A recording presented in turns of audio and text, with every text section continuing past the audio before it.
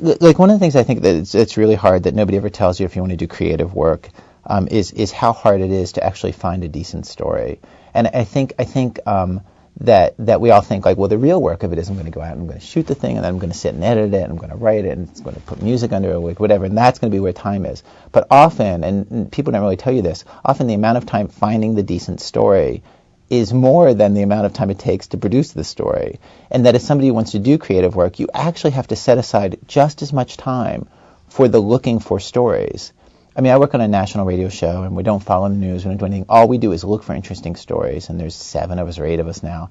And I got to say, like, more than half of our week is simply engaged in the looking for stories and then trying stuff out.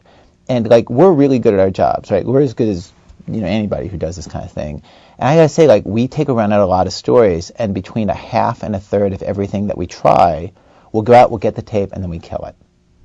And you should think of it the same way. That, like, you thought it was going to be good. You went out, you did the interview. The person wasn't such a great talker. They weren't so funny. They weren't so emotional. Somehow when they told it to you in person with the camera, it wasn't the way they told you when they talked to them on the phone beforehand. They just got a little intimidated by the camera. Just something in the chemistry was wrong. You can't even name what it is and why even bother to try. But then when you look at the footage, you know that there's a feeling that you had about it, which isn't in the footage, right?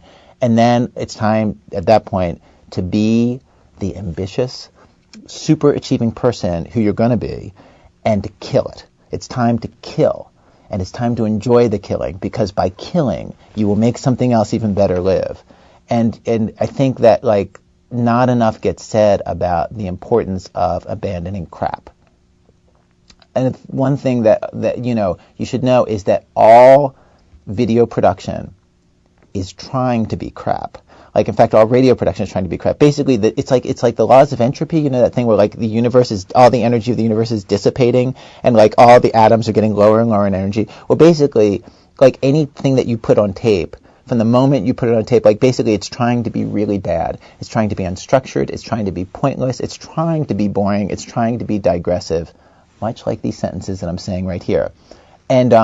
And pretty much you have to prop it up aggressively at every stage of the way if it's going to be any good. Like, you have to be really, like, a killer about, like, getting rid of the boring parts and going right to the parts that are, like, getting to your heart. And you just have to be ruthless if anything is going to be good. Things that are really good are good because people are being really, really tough. And you're going to be really tough in doing it.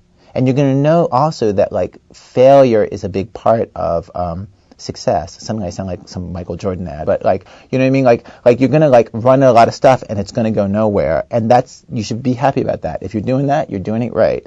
If you're not failing all the time, you're not creating a situation where you can get super lucky. And basically, like, a lot of video and radio production, a lot of broadcasting is just in the purest way about luck. Like, really, you just want to be in a situation where you're doing enough material, where you're doing enough interviews every week, where, like, you have put yourself on a schedule so that you know every week you're going to interview somebody about something. And through that, once a month, maybe once every 6 weeks, you're going to stumble on somebody who is so compelling and a story that's so great that it makes those other 5 weeks worth it. And I don't know, it's like people don't talk about this that much, that you have to kind of go into it knowing that you got to record and get rid of a lot of crap before you're going to get to anything that's special. And you don't want to be making mediocre stuff. You know what I mean? Like, that's not why anybody gets into this. The only reason why you want to do this is because you want to make something that's so, like, memorable, it's special. And that's what you want to do. One other thing that